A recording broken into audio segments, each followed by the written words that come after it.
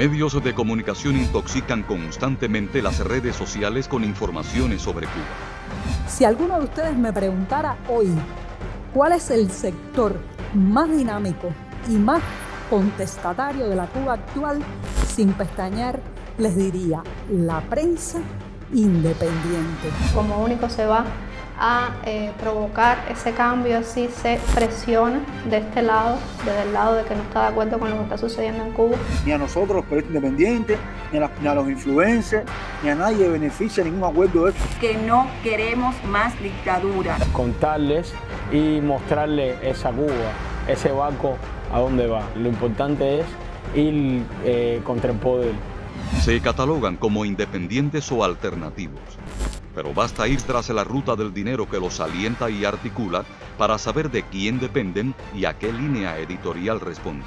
La estrategia de comunicación que se articula desde las plataformas digitales es parte del diseño político del gobierno de los Estados Unidos.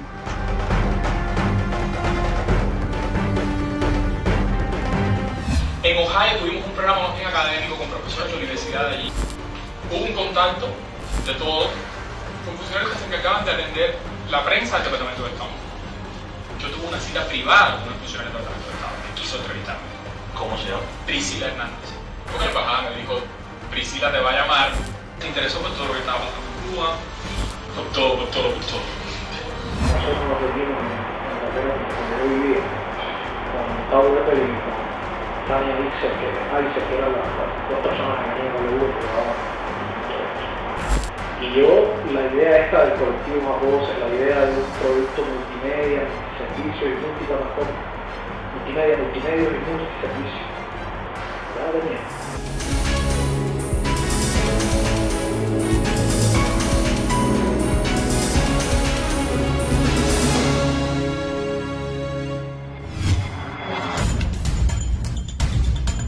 Un entramado de medios de comunicación intenta legitimar en Cuba la visión hegemónica estadounidense sobre democracia y libertad.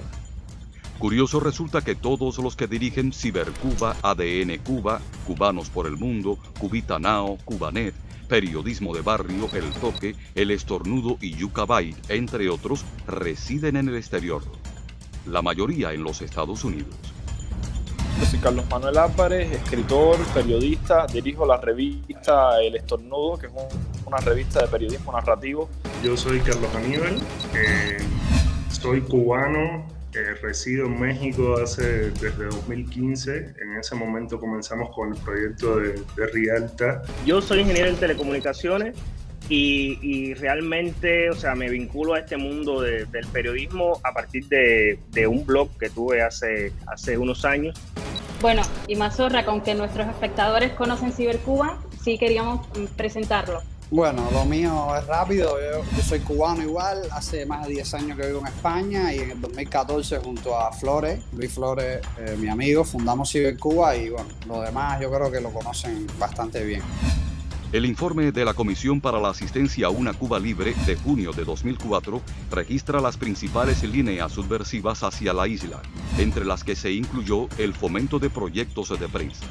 Desde entonces, todas las administraciones posteriores a Bush ajustaron su diseño mediático a cada contexto. Cubanet y otros medios ya llevaban, el 94, pero con este tema de la blogosfera, que creo que la persona que fue líder de eso fue precisamente Giovanni Sánchez, que hoy dirige un medio independiente también. Son tiempos en que necesitamos la mirada y el apoyo internacional. No solo para apoyar a las fuerzas democráticas y denunciar las violaciones de los derechos humanos en Cuba, sino especialmente para apoyar y sostener a la prensa independiente. El portavoz del Departamento de Estado de Estados Unidos hace un tuit, me menciona, luego Pompeo también me menciona, y entonces uno como que de pronto sentía que yo estaba en el medio de un fuego cruzado. El Departamento de Estado, la Agencia Internacional para el Desarrollo y el Fondo Nacional para la Democracia de los Estados Unidos financian esta maquinaria mediática que se ha beneficiado de los más de 500 millones de dólares que la Casa Blanca destinó en los últimos 20 años para la subversión en Cuba. La NED es la Fundación Nacional para la Democracia. es una organización estadounidense privada sin fines de lucro. Aunque está administrada por una organización privada, la mayoría de sus fondos provienen del presupuesto del Congreso norteamericano. De acuerdo a múltiples investigaciones, la NED tiene como objetivo el debilitamiento de los gobiernos que se oponen a las directrices políticas estadounidenses. La USAID es la agencia de los Estados Unidos para el Desarrollo Internacional. Es un organismo que recibe directrices estratégicas del Departamento de Estado, siendo un instrumento de la Casa Blanca.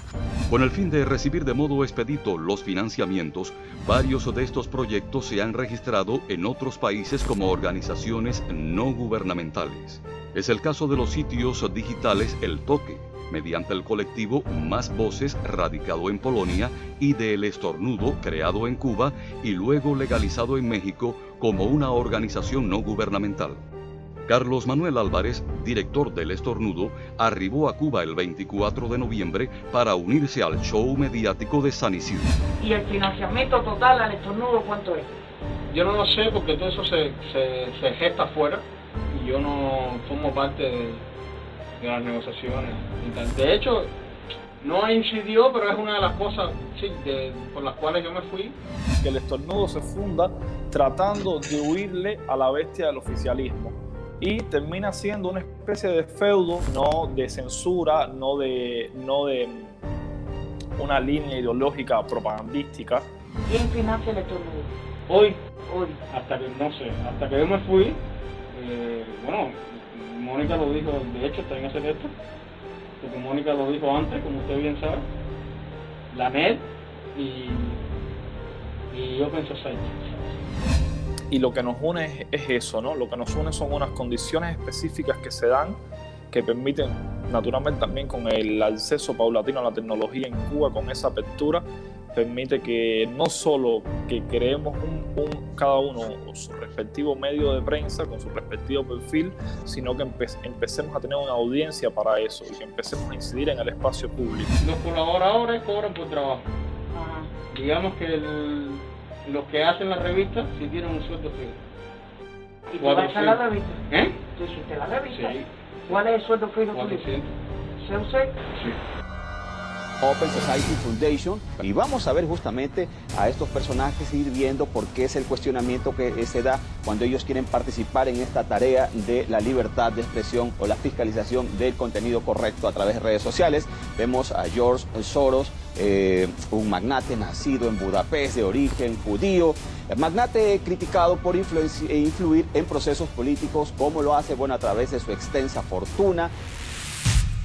Estos medios que se hacen llamar alternativos e independientes se descalifican por sí solos cuando se revela de dónde procede su sustento, aunque en ocasiones se pretenda desviar la atención sobre el origen del dinero. Digamos que como parte de estos procesos, el financiamiento, la capacitación, la asistencia técnica son pilares a partir de los cuales se aprovechan las condiciones que existen en las sociedades que pueden ser objeto de intervención para buscar, formar o promover movimientos de resistencia, movimientos que puedan gestionar el cambio que requieren los Estados Unidos en cada uno de los lugares donde pretende intervenir. Quienes dirigen y colaboran en estos espacios lo hacen a través de organizaciones radicadas en territorio estadounidense, europeo o latinoamericano. Al funcionar como una organización privada recibe fondos privados. Puede ser de cualquier individuo, de cualquier corporación a nivel internacional y por lo tanto se hace mucho más difícil poder vincular a una entidad con un gobierno específico y con los objetivos de política exterior de ese gobierno en un país determinado. Como es tarde para la empresa, que vaya un grupo de cubanos a capacitarse, le da la oportunidad de pagarle entonces allí directamente a los cubanos. Acudimos a la cooperación internacional. O sea, tuvimos un primer momento en que se financió con los ahorros que había podido llevar a Cuba de la beca Nieman y después logramos hacer un proyecto piloto con la Fundación Sueca de Derechos Humanos. Mientras más nosotros pudiéramos traer periodistas cubanos a estos espacios, mientras más los pudiéramos mandar a otros lugares a estudiar, a pasar cursos, a ir a la fundación, en esa medida el periodismo cubano también iba a crecer. Y logramos una alianza recientemente con la Embajada de Noruega, gracias a la cual estamos nosotros 4 aquí. Pero el periodismo barrio tiene la misma disyuntiva que nosotros. Necesitan personalidad jurídica para aplicar a fondos que los van a sostener.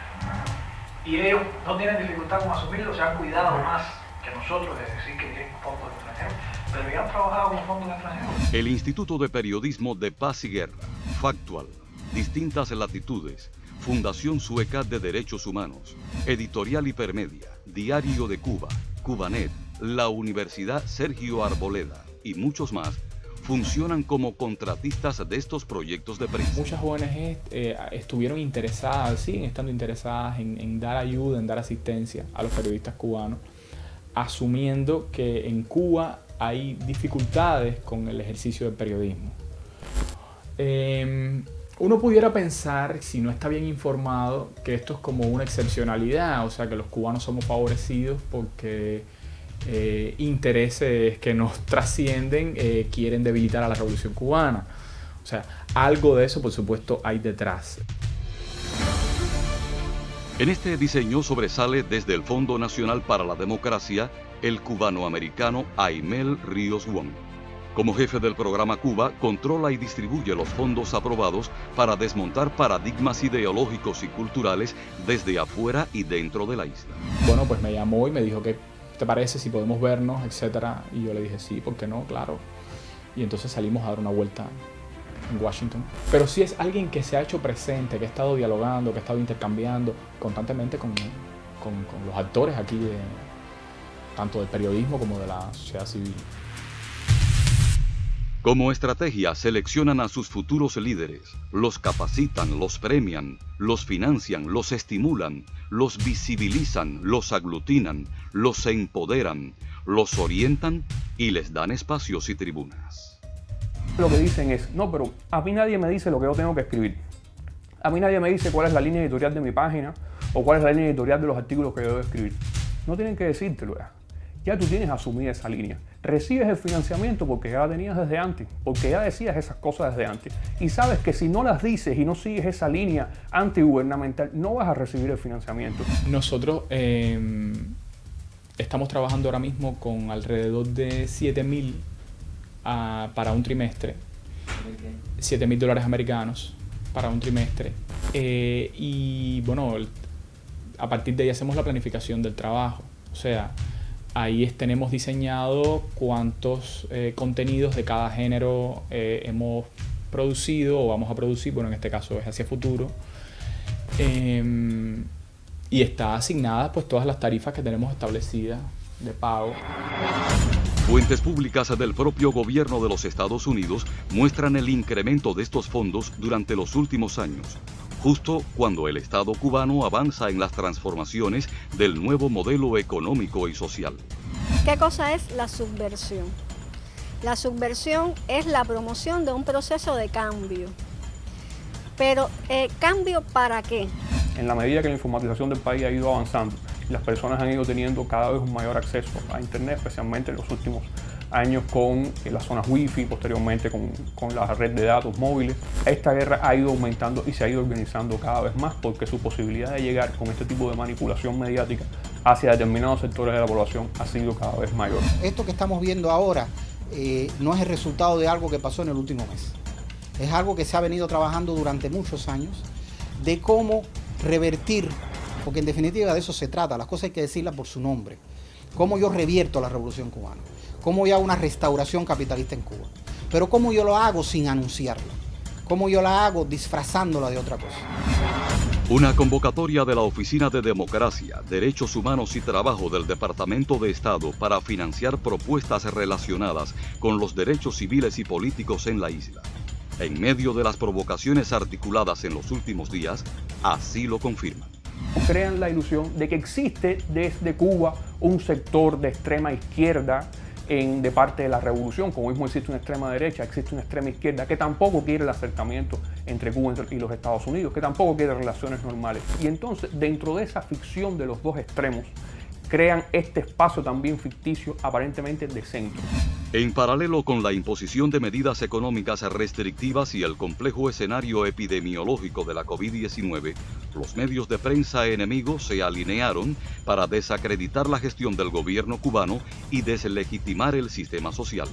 Son los mismos temas, sobre todo lo que tiene que ver fundamentalmente en los últimos años con el tema de la democracia, la Cuba que queremos todos, cómo debe ser esa Cuba, cómo cambiar o no esa Cuba, y eso está de alguna manera mediando el debate en torno a los temas que se están trabajando. Tiene que ver con la fabricación de matrices de opinión, tú también lo comentabas, que yo veo que estas matrices de opinión tienen dos características esenciales. La primera, están creadas para administrar los descontentos que existen relacionados a determinados temas y dirigirlos en contra del gobierno, en contra del socialismo, en contra del sistema político.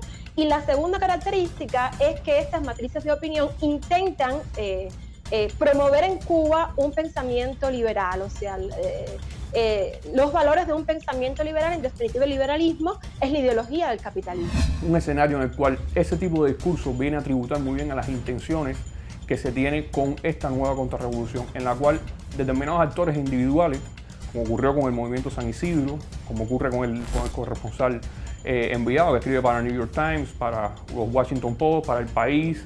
Exacto. Estos actores individuales generan las situaciones en las cuales se activa ese coro que ya está inducido.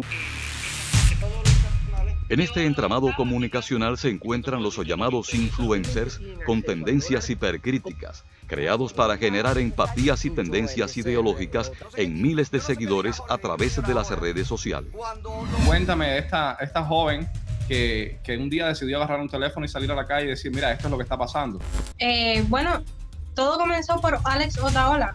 El programa comenzó siendo más farándula, más frivolidad, porque también fue el gancho que encontramos dentro de estos jóvenes nostálgicos que solamente le interesaba el último tema del Chacal, ¿no? Entonces aprovechamos esos intereses y los convertimos en ganas de luchar por la libertad de Cuba.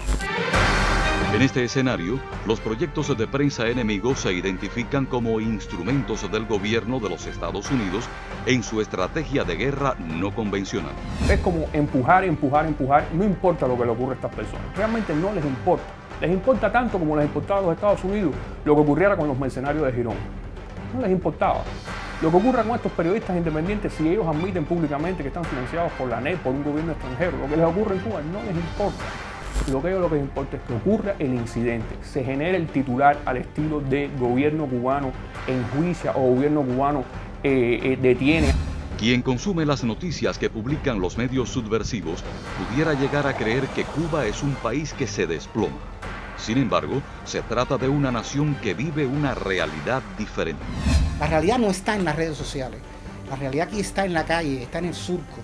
Están las personas que están trabajando, están esos médicos, enfermeros, estudiantes que están cuidando a las personas que están enfermas, las están curando, están en los científicos que están generando las vacunas, están en los economistas que están tratando de resolver el entramado económico de este país, están tratando de hacernos dentro de una coyuntura realmente imposible, como este país no solo no colapsa, sino avanza. Esa es nuestra realidad. Hay mucho dinero corriendo, pero hay además laboratorios ideológicos detrás de todo esto, porque los nuevos terrenos de operación virtual y mediática han demostrado efectividad en cuanto a la manipulación y a desarmar ideológicamente a los pueblos en nuestra región y en el mundo.